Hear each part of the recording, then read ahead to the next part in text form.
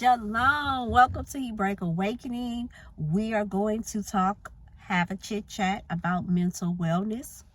And I posted a short video inviting the men to my husband's mental wellness group. And they talk about how to become men. And they also talk about the trauma that they endure. And after I made that post, a few hours later, my husband calls me and he says that a family member shot himself, and he is no longer with us, shot himself in the head, and he had a stroke, and he did it on his wife's birthday. And that really bothered me because he knows, I advocate for mental health. He knows, how hard I research, and I am trying to cultivate, communities where we can feel safe to talk about these type of issues.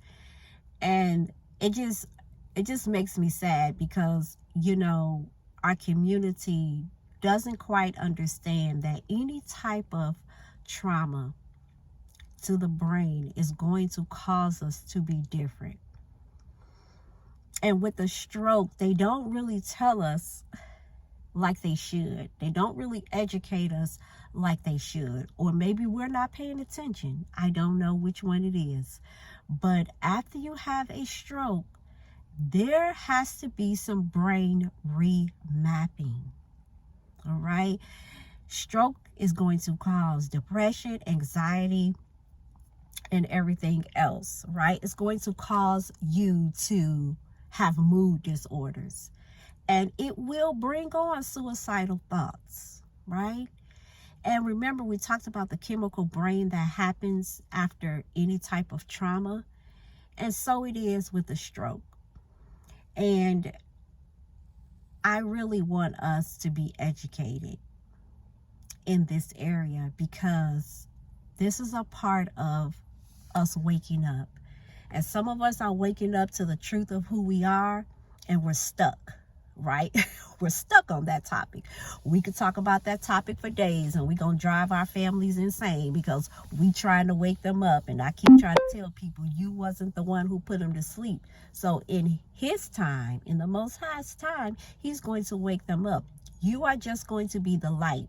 You are going to be righteous. You are going to be loving, kind, patient, and empathetic with your family and your friends until he decides to wake them up. If he decides to wake them up.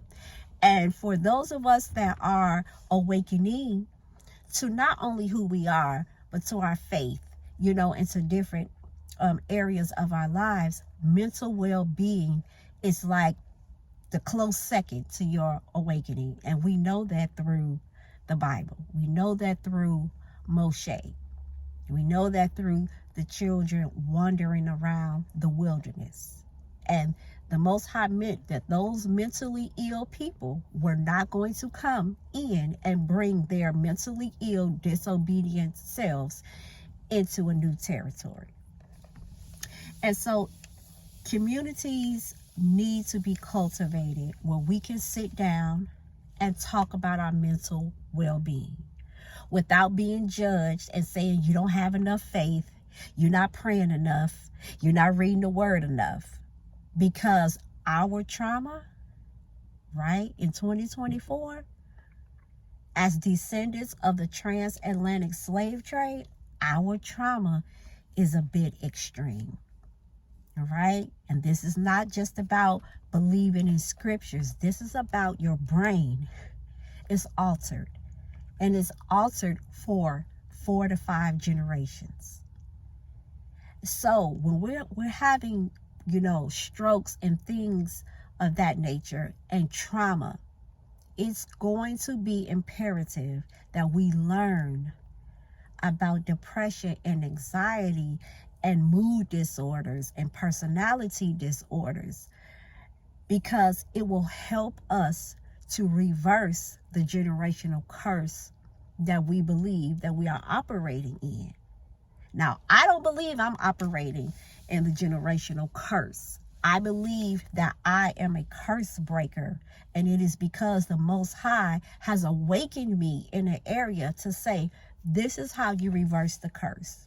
You are blessed when you repent and you return back to the covenant. However, if you don't understand how to live, if you don't understand how to think, if you don't understand how to have relationships, if you don't understand how to manage your money, you're still not going to walk directly in the promises that I have spelled out for you according to Deuteronomy.